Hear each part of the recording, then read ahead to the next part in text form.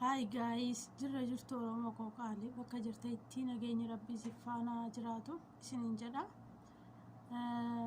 Warroonni chaanaala kiyya kanaaf haaraa taatan subscribe gochuudhaan maatii kiyya ta'a. Warroonni maatii kiyya taatan immoo like share naaf godha. Keessattuu gama telegiraamii ani gaafiin baasa isiniin jedheen tureeyyuu ammoo baasee dhufee jira. Naaf jarree ammoo gadi ba'anii gara iimuutiin nama beektan irratti WhatsAppidhaan miidiyaa qabdan tiwutarii waan akkasiitii share naaf godhaadha. Akka namoonni hedduun naaf argan hin barbaada. Ani jechuun hedduu nama dadhabsiisa. Maaliif hojii jaraa keessa jira isa hojjechaa bilbilaasii immoo laalee gaafii baasaa waa hundaa jechuun hedduu dadhabbii qaba.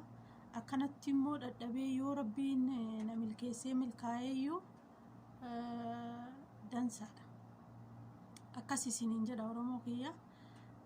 Kanaafuu inni kun eegala inni eegalee hin xumuramne hedduu takka immoo jijjiiramee bakka kana caaltullee ga'uu bakka kana caaltuu irrallee ga'uu danda'a.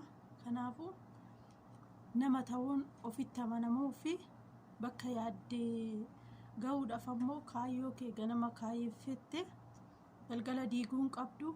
Galgala kaayeffatte ganama diiguun qabdu irratti cichite galma yaadde sana ga'uu qabda. Sun ammoo nama waan ta'eef ilmi namaa waan dadhabuu hin qabu waa hundayyuu hin danda'a waan ta'eef jechuudha.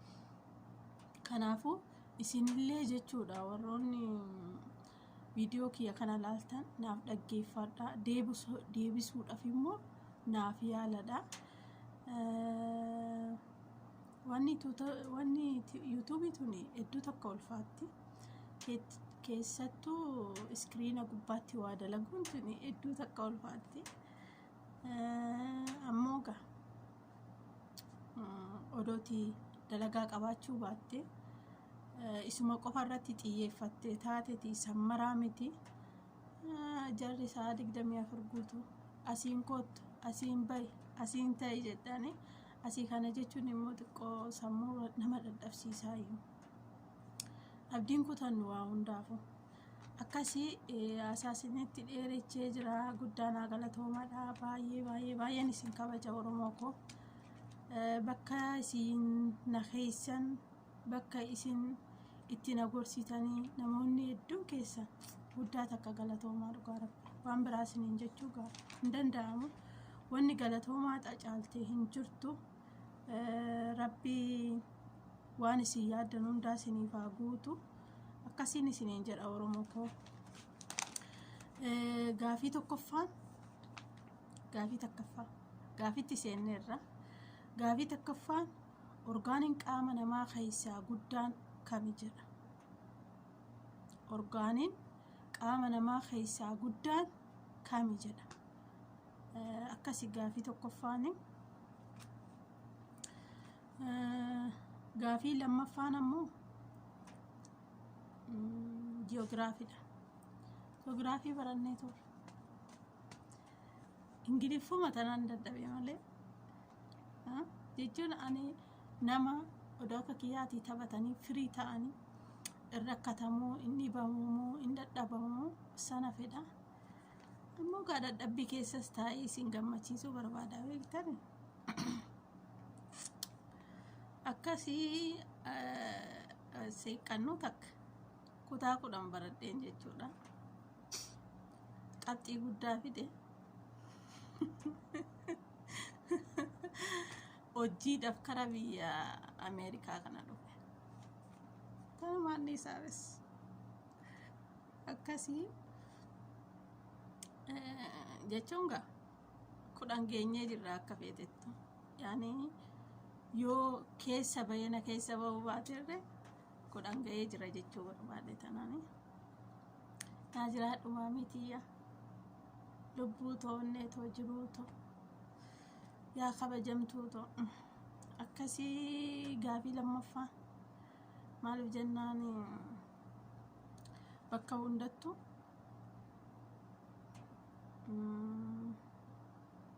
siinin boona saniif anani lubbuutiyya. Gaafii lammaffaan ammoo akka naannoo Oromiyaatti tulluu dheeran isa kamii dheerinni isaa agami? Akka naannoo Oromiyaatitti tulluu dheeran isa kamii dheerinni isaa agami? Inni tokkoffaan deebii tokko qaba. Inni lammaffaan deebii lama qaba. Deebii sadii jechuudha. Akkas jechuun manuma keenya keessa ol deebine qe'ee keenya keessa. Fiiziksiin siin hojjanna istiriis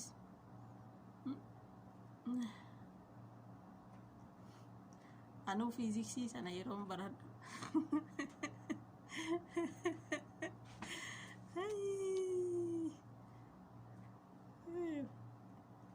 akka hokootti maal jedha seexani, namni dur yaadatee nama duuban deemee jedha. Jechuun hanga sana mara gammadee osoo hin taane aarii takkas waan hin qabuufu inni kolfaa akkasiga. Gaafii lammaffaa gaafadhee jira. Gaafii sadaffaan tuni qalbiin dhaggeeffachuu nama gaafatti. Gaafii sadaffaa latiinsa bakka duwwaa keessatti daashii latiinsa bakka duwwaa keessatti ilmaan daashii meeqa eenyu faadha? Akkas deebii meeqa qabdi takkittiin tun? Takka, lama, sadii, deebii afurii garuu yoo deebifame gara deebii hedduudha.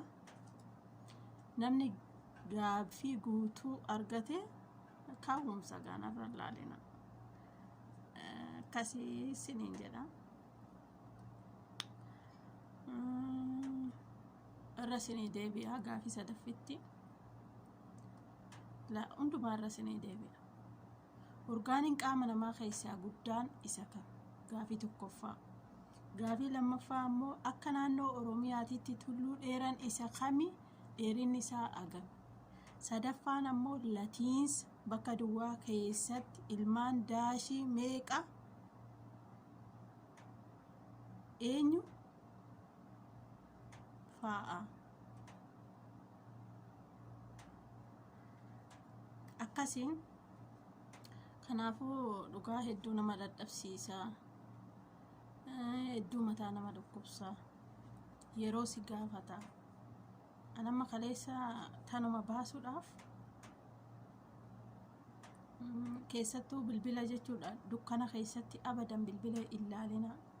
Ija keessaniif jennaan dukkana keessatti bilbila ilaalinaadhaan isiniin jedha. Ija nama dhukkubsa, qaroo nama dhukkubsa waan ta'eef akkasii Oromoo koo lubbuu koo. Anaafillee viidiyootii hanga dhumaa naaf laaladha. Subscribe kun naaf guutee jira. Guddaa takka galatooma naaf jiraadha. Rabbiin ammoo wanna safuu duudhaa Oromoo tikfate dalagu malee wanna Oromoo irratti ayeebii safuu qalbii ilma namaatillee kan eenyumaatu ka cabsu akkan hojjedhu Rabbiin nan taasisin. Akkasiga gaafa nasii galeessi intala qotee bulaa waan ta'eef dhoqqee haraa xaxxafaa hedduu dharra'e immoo haruudhaa baay'een dharra'e qo'a.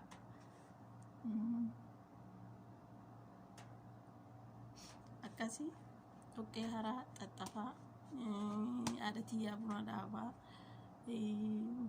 akkas akkasiin hojjedha jedhee yaada. Maaliif jennaan dirqama mandiisa gubbaa deemanii hin bareedu waan ta'eef manuma ofii keessa ol deebi'anii akkasanitti hin dalaga jedhee yaada. Warroonni immoo gama keessatiin na gorsitanii galatoomadha. Isiniin jedha Rabbiin na qajeelchu. Akkasi jechuun naaf barreessitan koomantii isin barreessitan niin dubbisa. Akkasii yaa Oromoo koo rabbiin mee waa hundaa nuuf mijeessee nu hundaafu hedduu maatii teenya yaannee jirra, maatii teenya dharraanee jirra, hawwinee jirra, rabbiin itti nu haa deebisu. Akkasii namni tokko harka duwwaan galu waa'uma qabadhee gala jedhee yaada. Ishiin immoo guuttu. Kanaafuu rabbiin nuuf haa milkeessu inni isiniin jedha. Nu hundumaayyuu walumaan jechuudha. Kan koo qofa osoo hin taane hundaafuu rabbiin walumaan nu haa milkeessu inni isiniin jedha Oromoo kiyyaa. Fayyaan dhabinaadha. Akkasi wanni isin gaafadhu yoo jiraate please gara iimuutiin, waasaappiidhaan, gara feesbuukatiin gama hundaanuu sheer naaf godhaa. Sheer naaf godhaadha. Akka namni hedduun daawwatuun barbaada ani isiniin jedha Oromoo kiyya. Kanaafuu waan eegalte tokko dirqama xumuruu qabda. Wanni kun immoo waan xumuramuu miti. Inuma itti fufa xumuran qabu. Xumuramee jechuun gaafa hojii kana dhiiftee xumuree jetta malee amma hojii kana hojjettutti immoo waan xumuree jettu hin qabdu. Wanni xumuramullee hin jiru. Waanuma miidhagaa waanuma uummanni jaalatu wayii dalaganii itti fiduudha. Akkasiin isiniin jedha lubbuuwwan kiyyaa. Fayyaan dhabinaa Oromoo koo bakka guddaan isinii qaba. Rabbiin waliigaltee nuuf haa kennu, obsa nuuf haa kennu isiniin jedha. Fayyaan dhabinaa.